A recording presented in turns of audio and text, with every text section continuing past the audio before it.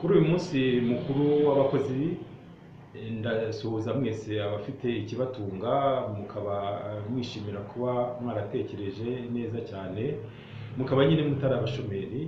Munashimire kandi Imana kuba mufite ubushobozi bwo gukora. Muri gahunda nifuriza u Rwanda muri manda iri imbere, gushyira umurimo imbere muri byose ni ingenzi.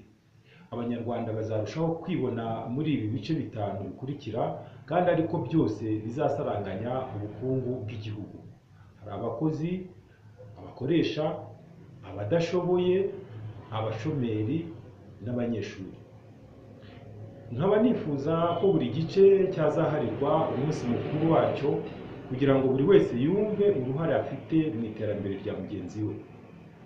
Abantu bayobora imirimo bakaba batanga akazi ku batagafite bakwiye gushimirwa by'umwihariko. Ari nayo mpamvu nifuza ko guhanga umurimo bitareba gusa abadafite akazi, bitareba rwose abari mu mashuri, ahubwo abamaze gukomera muri za kampani zabo, gutanga akazi babigire imihigo ihoraho.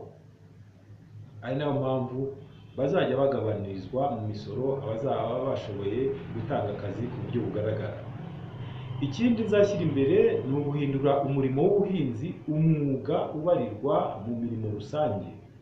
Habeho abakozi n'abakoresha bahoraho kandi babayeho neza nk'abandi bakozi.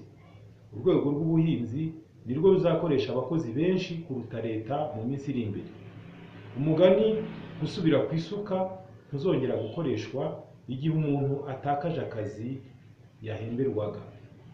Mbifurije rero mwese umunsi mwiza w'abakozi, utubere twese wo gufata ibyemezo bihamye byo gukora nyabyo, harimo kugabanya amasaha menshi dukora ku munsi, ariko tukagabanya n'umubare w'amakonji tugira mu mwaka. Kongera umwete mu bikorwa dukora, twinjiza isaha mu mibereho yacu, bityo twirinde ubukererwe n'ubugarisi igihe gutangira akazi bigeze.